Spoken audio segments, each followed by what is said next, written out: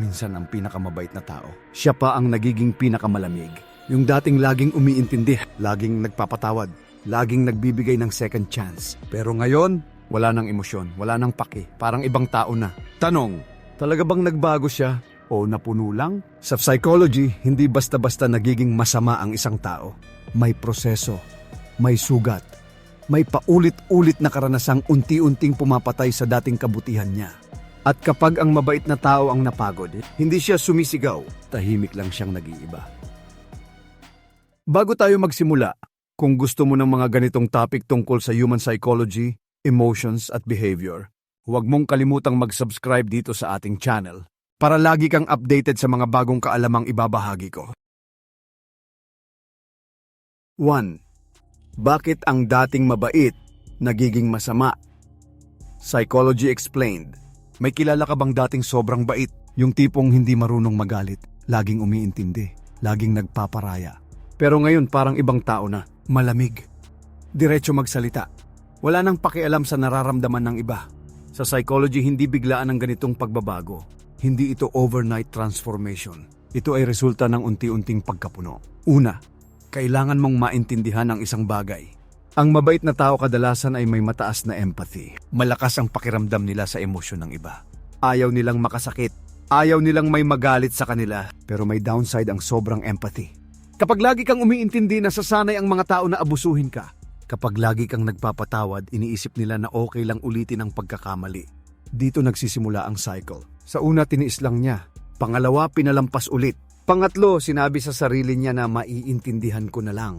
Hanggang sa dumating ang punto na hindi na siya nasasaktan. Hindi dahil matatag siya, kundi dahil napagod na ang emosyon niya. Sa psychology, tinatawag itong emotional exhaustion. Kapag sobra na ang stress at disappointment, nagsishift ang utak sa survival mode. Hindi na ito about pagiging mabait. Ito ay tungkol na sa self-protection. Kapag paulit-ulit kang nasasaktan, natututo ang utak mong umiwas. Unti-unti pinapatay nito ang sobrang empathy. Nagiging mas guarded ka, mas defensive, mas malamig. Hindi dahil gusto mong maging masama, kundi dahil ayaw mo nang masaktan. May isa pang factor, resentment. Kapag matagal mong kinimkim ang sama ng loob, hindi ito nawawala. Naiipon ito sa loob mo. At kapag napuno ka, hindi ka na basta umiiyak. Nagbabago ka. Yung dating tahimik, natutong magsalita. Yung dating nagbibigay, natutong tumanggi. Yung dating mabait, natutong maging matigas. Sa mata ng iba, sumama siya. Pero sa mata niya, ngayon lang siya naging patas sa sarili niya. Ang totoo, karamihan sa mga dating mababait na naging malamig, hindi sila naging masama. Natuto lang silang mag-set ng boundaries. At kapag ang mabait na tao ang napuno, hindi siya gumaganti para manakit. Nagbabago siya para mabuhay. Kaya sa susunod na makita mo ang isang taong dating mabait pero ngayon ay tila masama, tanungin mo muna ang sarili mo. Ano kaya ang pinagdaanan niya? Ilang beses kaya siyang hindi pinakinggan? Ilang beses kaya siyang nasaktan bago siya tumigil maging mabait? Sa psychology, ang pagbabago ay hindi laging kasamaan. Minsan ito ay resulta ng matagal na pagtiis. 2. From innocent to cold. Ano ang nagpapabago sa mabait na tao? May mga tao na dati parang walang bahid ng galit. Magaan kausap, madaling lapitan, laging may ngiti. Pero ngayon parang may pader na sa paligid nila. Hindi na sila basta nagkukwento. Hindi na sila basta nagtitiwala. Hindi na rin sila ganun kadaling masaktan. Ang tanong, ano ang nagbago? Sa psychology, ang pagiging mabait ay madalas konektado sa trust at optimism. Naniniwala ang isang tao na mabuti ang intensyon ng karamihan. Naniniwala siya na kapag mabuti siya, magiging mabuti rin ang mundo sa kanya. Pero hindi palaging ganoon ang nangyayari. Kapag paulit-ulit na nabigo ang expectations mo, nagkakaroon ng cognitive shift. Unti-unting nag-a-adjust ang isip mo para protektahan ka. Hindi ito automatic na galit. Ito ay defense mechanism. Kapag nasaktan ka ng ilang beses, natututo ang utak mo. Sinasabi nito, maging maingat ka na. Huwag ka nang basta magtiwala. Huwag ka nang magbigay ng sobra. Dito nagsisimula ang pagbabago. Ang dating open, nagiging reserved. Ang dating soft, nagiging firm. Ang dating innocent, nagiging cold. Hindi dahil gusto niyang maging masama, kundi dahil natuto siyang magbasa ng patterns. Sa psychology, may tinatawag na learned behavior. Kung paulit-ulit mong naranasan na ang kabaitan mo ay ginagamit laban sa'yo, matututo kang baguhin ang approach mo sa tao. May isa pang dahilan, betrayal trauma. Kapag ang nanakit sa'yo ay yung taong pinagkatiwalaan mo, mas malalim ang epekto nito. Hindi lang puso ang nasasaktan, pati paniniwala mo sa tao. Unti-unti nagiging mas mahirap para sa'yo ang mag-open. Mas mahirap magpakita ng vulnerability. mas madali na lang maging malamig kaysa maging totoo. At minsan ang pagiging cold ay hindi kawalan ng emosyon. Ito ay control. Pinipili mong huwag ipakita ang lahat. Pinipili mong huwag ibigay ang buong sarili mo. Sa mata ng iba, nagbago ka. Parang naging masama ka. Parang naging iba ka na. Pero sa loob mo, alam mo ang totoo. Pagod ka na sa pagiging laging mabait. Pagod ka na sa pagiging laging umiintindi. Kaya imbes na manatiling innocent, pinili mong maging aware. Imbes na manatiling soft, pinili mong maging strong. Sa psychology, ang pagbabago ng isang mabait na tao ay kadalasang hindi dahil sa galit. Ito ay dahil sa realization. Realization na hindi lahat karapat-dapat sa kabaitan mo. Realization na may limit ang pag-unawa. Realization na minsan kailangan mong unahin ang sarili mo. Kaya kung may kilala kang dating sobrang bait pero ngayon ay tila malamig, huwag mo agad husgahan. Baka hindi siya naging masama. Baka natuto lang siyang hindi na maging naive. At minsan ang pagiging cold ay hindi kawalan ng puso. Ito ay proteksyon ng puso. 3. Kapag napagod ang mabait, ang madilim na side ng kabutihan. May isang klase ng tao na tahimik lang. Hindi siya mahilig makipag-away. Hindi siya mahilig magreklamo. Mas pinipili niyang intindihin ang iba kaysa ipaglaban ang sarili niya. Sa umpisa, hinahangaan siya. Sinasabing mabait, mapagbigay, maunawain. Pero may isang bagay na bihirang pag-usapan. Ang kabutihan kapag walang limit nakakapagod. Sa psychology, ang sobrang pagiging mabait ay madalas konektado sa people-pleasing. Ito yung pattern na inuuna mo ang kapakanan ng iba para maiwasan ang conflict o rejection. Pakiramdam mo responsibilidad mong panatilihing maayos ang lahat. Pero habang ginagawa mo yun, may isang bagay na unti-unting nawawala. Ang sarili mo. Sa bawat pagpayag mo kahit ayaw mo. Sa bawat pagtahimik mo kahit nasasaktan ka. Sa bawat pagpapatawad mo kahit paulit-ulit ka nang nasasaktan, may bahagi ng pagkatao mo ang napapagod. Hindi agad ito halata. Hindi ito sumisigaw. Tahimik lang itong naiipon hanggang sa dumating ang punto na hindi ka na umiiyak. Hindi ka na nagrereklamo. Hindi ka na rin nag-e-explain. Dito lumalabas ang madilim na side ng kabutihan. Kapag ang mabait na tao ay napagod, hindi siya agad nagiging agresibo. Nagiging manhid muna siya. Sa psychology, ito ay maaaring tawaging emotional numbing. Kapag sobra na ang stress at disappointment, pinapatay ng utak ang sobrang emosyon para hindi ka tuluyang masira. At kapag naging manhid ka, mas madali ka nang magsabi ng hindi. Mas madali ka nang mag-cut off. Mas madali ka nang hindi mag-care. Sa mata ng iba, bigla kang nagbago. Parang naging masama ka. Parang wala ka nang pakialam. Pero ang hindi nila nakikita, matagal ka nang napapagod. Ang kabutihan na walang boundaries ay nagiging self-destruction. Kapag hindi mo alam kung kailan titigil, ang mundo ang magtuturo sa'yo kung gaano ka kayang ubusin. At kapag natuto ka na, hindi ka na babalik sa dating ikaw. Yung dating laging available, hindi na madaling maabot. Yung dating laging nagbibigay, marunong nang tumanggi. Hindi ito pagiging masama. Ito ay self-preservation. Ang madilim na side ng kabutihan ay hindi tungkol sa pagiging cruel. Ito ay tungkol sa pagkapagod na hindi napansin ng iba. 4. The breaking point. Kailan nagiging masama ang mabuting tao? May hangganan ng lahat, kahit ang pinakamabuting tao sa mundo. Sa umpisa, kaya niyang intindihin ang lahat. Kaya niyang magpatawad. Kaya niyang magbigay ng pangalawa, pangatlo at pang-apat na pagkakataon. Pero may isang punto na hindi na ito tungkol sa kabutihan. Ito ay tungkol na sa pagkapuno. Sa psychology may tinatawag na breaking point. Ito ang sandali kung kailan ang isang tao ay hindi na kayang dalhin ang bigat ng emosyon, stress at paulit-ulit na sakit. Hindi ito isang eksena na dramatic. Minsan tahimik lang itong nangyayari. Ang mabuting tao ay madalas mataas ang tolerance. Sanay siyang umintindi. Sanay siyang mag-adjust. Sanay siyang siya ang laging mas malawak ang pangunawa. Pero bawat pag-intindi ay may kapalit. Bawat pagtahimik ay may naipon. Bawat paglimot sa sarili ay may epekto. Kapag paulit-ulit siyang nababalewala. Kapag paulit-ulit siyang nasasaktan.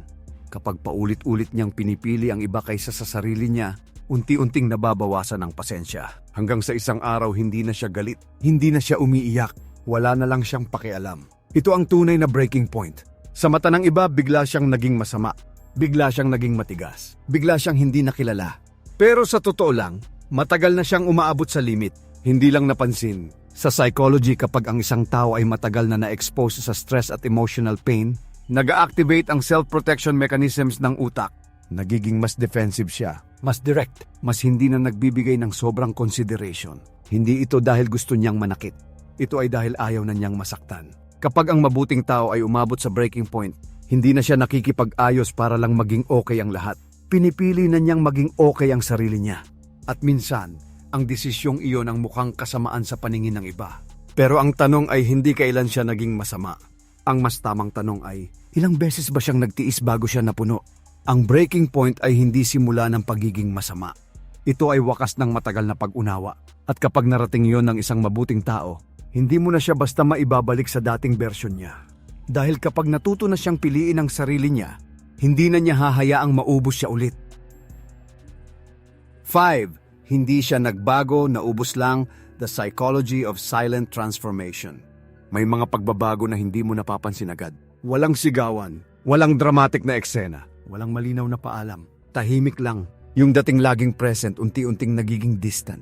Yung dating mabilis mag-reply, natutong maghintay. Yung dating laging handang makinig, ngayon mas pinipili ang katahimikan. At sasabihin ng iba nagbago siya. Pero sa psychology, may tinatawag na silent transformation. Ito ang uri ng pagbabago na nangyayari hindi dahil sa isang malaking pangyayari, kundi dahil sa paulit-ulit na maliliit na sugat. Hindi siya biglang naging malamig, unti-unti lang siyang napagod. Sa bawat pagkakataon na hindi siya pinakinggan, sa bawat pagkakataon na siya ang laging umintindi, sa bawat pagkakataon na ang effort niya ay hindi na-appreciate, may nababawas. Hindi agad halata ang pag-ubos dahil ang mabait na tao sanay magtiis, sanay mag-adjust, sanay i-prioritize ang iba. Pero kahit gaano kabait ang isang tao, may emotional limit pa rin siya. Kapag hindi napapansin ang halaga mo, kapag hindi nare-reciprocate ang kabutihan mo, ang isip mo ay nagsisimulang magbago. Sa psychology, ito ay isang form ng adaptation.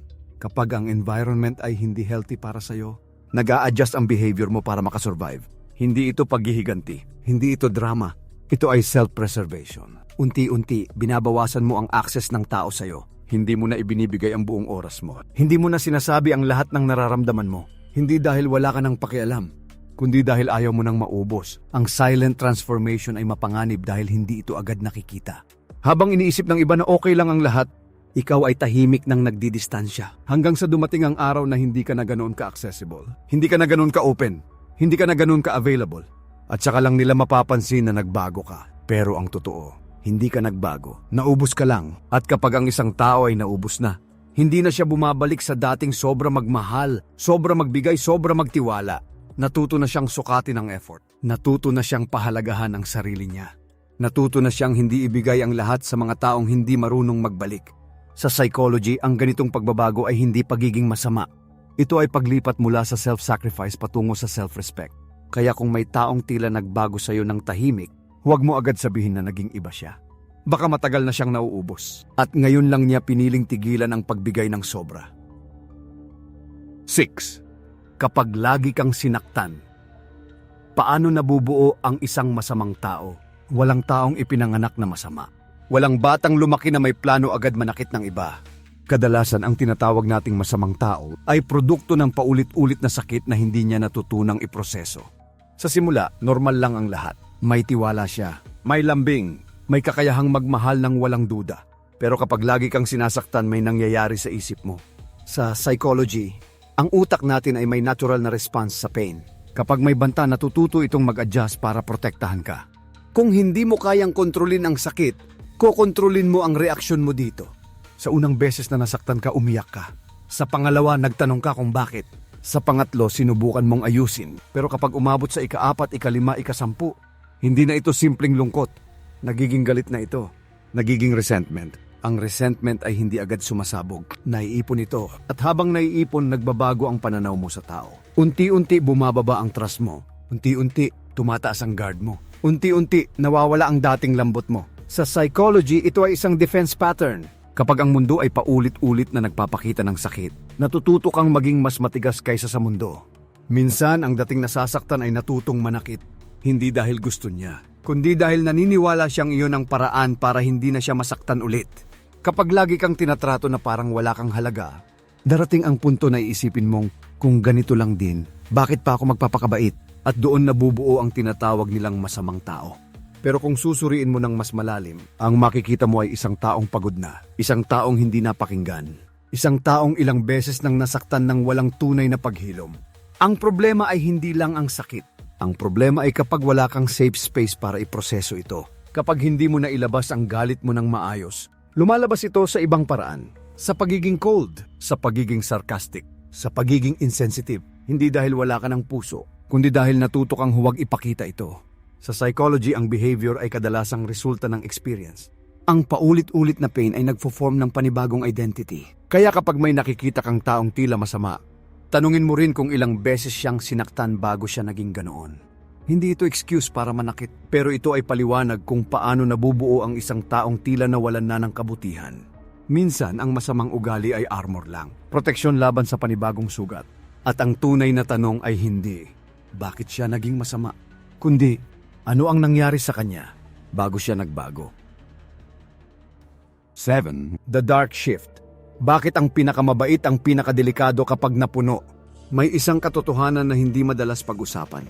Ang pinakamabait na tao kapag napuno, siya ang pinaka hindi mo inaasahang magbabago. Sa umpisa siya yung tahimik, siya yung laging umiintindi, siya yung hindi pumapatol kahit mali na ang trato sa kanya. Dahil sanay siya mag-adjust, sanay siya magpatawad, sanay siya magbigay ng benefit of the doubt. Pero sa psychology, ang ganitong klase ng tao ay may mataas na emotional tolerance. Ibig sabihin, kaya niyang magtiis ng mas matagal kaysa sa iba. At dito nagiging delikado. Habang ang iba ay agad nagsasalita kapag nasaktan, ang mabait na tao ay pinipiling manahimik. Habang ang iba ay nagagalit agad, siya ay nag-iipon muna ng pag-unawa. Pero ang bawat pag-intindi ay may katumbas na naipon na bigat. Ang dark shift ay hindi biglaan. Ito ay gradual. Parang dahan-dahang pag-angat ng tubig sa isang baso na malapit ng umapaw. Sa psychology, kapag ang isang tao ay matagal na nag-suppress ng emotions, may tendency itong sumabog o tuluyang mag-shutdown. At kapag dumating ang puntong iyon, hindi na ito simpleng galit. Ito ay clarity. Clarity na hindi lahat karapat-dapat sa kabutihan niya. Clarity na may hangganan ng pasensya. Clarity na kailangan na niyang piliin ang sarili niya. Sa mata ng iba, bigla siyang naging malamig. Bigla siyang naging diretso magsalita. Bigla siyang hindi na nagpapaliwanag. Pero ang totoo, matagal na siyang nagbibilang. Ang dahilan kung bakit siya nagiging delikado kapag napuno ay dahil hindi na siya babalik sa dati, hindi na siya madaling magtiwala. Hindi na siya basta magbibigay ng access. Hindi na siya matatakot mawalan ng tao. Kapag ang mabait na tao ang nagdesisyong tama na, wala nang drama. Wala nang mahabang paliwanag. Tahimik siyang aalis. Tahimik siyang maglalagay ng boundaries. At tahimik niyang tatanggapin na hindi lahat ay dapat manatili sa buhay niya. Sa psychology, ito ay shift mula sa self-sacrifice patungo sa self-control. Hindi siya naging masama. Naging aware lang siya. At kapag ang isang mabait na tao ay naging aware na sa halaga niya, hindi na siya basta-basta matitinag. Kaya sa susunod na isipin mong ang dating mabait ay naging delikado, alalahanin mo ito. Hindi siya nagbago ng isang iglap. Napuno lang siya. At kapag ang isang taong sanay magtiis ang napuno, hindi ka na niya hahayaang maulit ang parehong pagkakamali. 8. Mabait, pero napagod. Ang psychology ng pagiging manhid at malamig, may mga tao na hindi naman talaga masama. Hindi sila natural na cold. Hindi sila ipinanganak na manhid. Napagod lang sila. Sa umpisa, sobra silang magmahal. Sobra silang mag-effort. Sobra silang magbigay ng oras, atensyon at pag-unawa. Masaya silang maging sandalan ng iba. Masaya silang maging tagapakinig. Masaya silang maging mabuti. Pero may isang bagay na hindi nila agad napapansin. Habang inuuna nila ang lahat, unti-unti nilang kinakalimutan ang sarili nila. Sa psychology, kapag ang isang tao ay patuloy na nagbibigay ng walang kapalit o pahinga, nagkakaroon siya ng emotional depletion. Ito ang estado kung saan ubos na ang emosyonal na lakas mo. Hindi ka na galit, hindi ka na rin masaya. Parang wala ka na lang maramdaman. Dito pumapasok ang pagiging manhid. Ang pagiging manhid ay hindi kawalan ng puso. Ito ay paraan ng utak para protektahan ka mula sa sobrang sakit. Kapag masyado ng maraming disappointment, mas pinipili ng isip mo na bawasan ang emosyon kaysa tuluyang masira. Unti-unti, hindi ka na madaling ma-excite. Hindi ka na rin madaling masaktan. Mas pinipili mo na lang ang tahimik at distansya. Sa paningin ng iba, nagbago ka. Parang naging malamig ka. Parang wala ka ng pakialam. Pero ang hindi nila alam, matagal ka ng pagod. Ang pagiging malamig ay hindi laging sign ng kasamaan. Minsan ito ay resulta ng sobrang kabutihan na hindi na balanse. Kapag ang isang mabait na tao ay paulit-ulit na nasasaktan, natututo siyang bawasan ang access ng iba sa emosyon niya. Hindi na siya basta nag-open up. Hindi na siya basta nagtitiwala. Hindi na siya basta nagbibigay ng lahat. Sa psychology, ito ay shift mula sa emotional reactivity patungo sa emotional control. Mas pinipili niyang maging kalmado kaysa maghabol. Mas pinipili niyang maging tahimik kaysa makipagtalo. Mas pinipili niyang maging distant kaysa maubos ulit. Hindi siya naging masama. Natuto lang siyang magtipid ng emosyon. At kapag ang isang mabait na tao ay napagod na, ang unang nawawala ay hindi ang puso niya, kundi ang willingness niyang ibigay ito sa lahat. Kaya kung may taong tila naging manhid at malamig, huwag mo agad sabihing nag-iba siya. Baka pagod lang siya sa pagiging laging mabait. 9. People don't change, they reveal. Psychology sa likod ng biglang pagbabago. Madalas nating sabihin nagbago siya. Dati siyang mabait, dati siyang sweet, dati siyang maunawain. Pero ngayon parang ibang tao na. Sa psychology, may isang ideya na hindi lahat ng pagbabago ay tunay na pagbabago. Minsan ito ay paglalantad lamang ng matagal nang nakatago. Sa umpisa ng anumang relasyon o koneksyon, karaniwan ang pagpapakita ng best version ng sarili.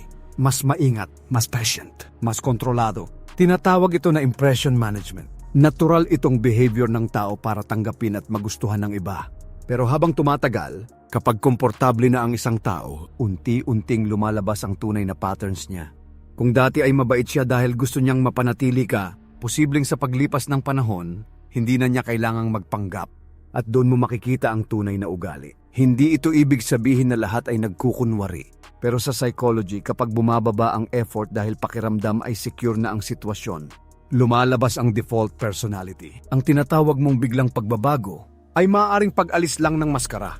May isa pang aspeto, environment at stress. Kapag ang isang tao ay nahaharap sa pressure, problema o conflict, lumalabas ang tunay niyang coping style. Kung siya ay prone sa galit, lalabas ang galit. Kung siya ay avoidant, lalabas ang pag-iwas. Minsan hindi siya nagbago. Hindi mo lang nakita ang buong pagkatao niya noon. At may pagkakataon din na ikaw mismo ang nagbago. Mas naging aware ka, mas naging sensitive ka sa red flags, mas hindi ka na basta-basta nag-i-ignore ng mali.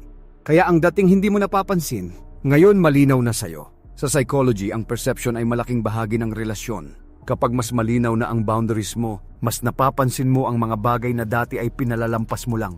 Kaya kapag may taong tila biglang nag-iba, tanungin mo muna ang sarili mo. Nagbago ba talaga siya? O ngayon mo lang nakita ang side na matagal nang nandoon? People don't always change. Sometimes they reveal who they have always been. At ang mas mahalagang tanong ay ito. Kapag nakita mo na ang tunay nilang kulay, mananatili ka pa ba? O pipiliin mong pahalagahan ang sarili mo? 10. Ang mabait na tao na natutong manakit. Trauma, resentment at survival mode. May mga tao na dati hindi kayang manakit kahit gaano sila saktan, pipiliin pa rin nilang umintindi. Pipiliin pa rin nilang maging mabait. Pero may mga pagkakataon na nagbabago ang lahat. Kapag ang isang mabait na tao ay paulit-ulit na nakaranas ng trauma, may nangyayari sa loob niya na hindi agad nakikita ng iba. Sa psychology, ang trauma ay hindi lang isang masamang alaala. Ito ay malalim na sugat na nakakaapekto sa paraan ng pag-iisip, pagtingin sa tao at pag-react sa mundo. Kapag hindi ito naproseso ng maayos, nagiging base ito ng bagong behavior. Sa simula, sinusubukan pa rin niyang maging mabuti. Pinipilit pa rin niyang paniwalaan na may pag-asa. Pero habang nadadagdagan ang sakit, nadadagdagan din ang takot.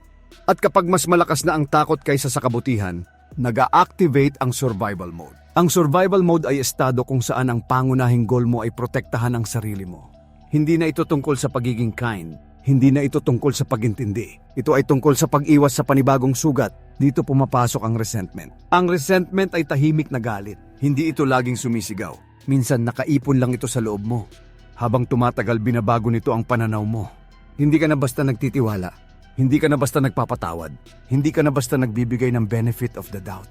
At minsan, ang dating nasasaktan ay natutong mauna manakit. Hindi dahil gusto niyang maging masama, kundi dahil naniniwala siyang iyon ang mas ligtas. Sa psychology, kapag ang isang tao ay matagal na nasa survival mode, nagiging hyper-aware siya sa banta. Mas mabilis siyang mag-react. Mas mabilis siyang mag-cut off. Mas mabilis siyang magsabi ng tama na. Sa mata ng iba, nagbago siya.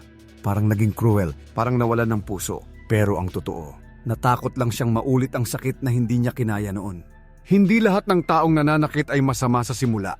Minsan sila ay dating mababait na hindi natulungan maghilom. Hindi ito dahilan para tanggapin ang maling behavior. Pero ito ay paliwanag kung paano nabubuo ang ganitong pagbabago.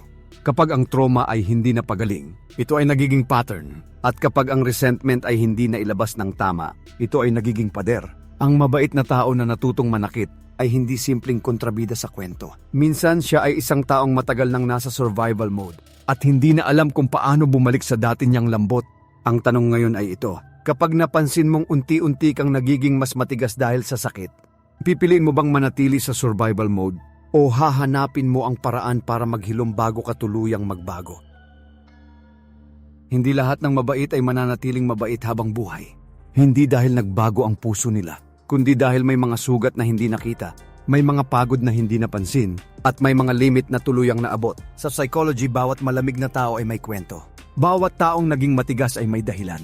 At bawat pagbabago ay may pinanggalingan. Kaya bago mo husgahan ang isang taong tila nag-iba, subukan mong intindihin ang proseso dahil minsan, ang tinatawag nating kasamaan ay resulta lang ng matagal na pagtiis. At kung may natutunan ka ngayon, gamitin mo ito hindi para kontrolin ang iba, kundi para mas maintindihan ang sarili mo. Kung gusto mo pang matutunan ang mga ganitong psychology insights tungkol sa human behavior at personal development, mag-subscribe ka na at i-turn on ang notification bell para lagi kang updated sa mga bagong episode dito sa ating channel.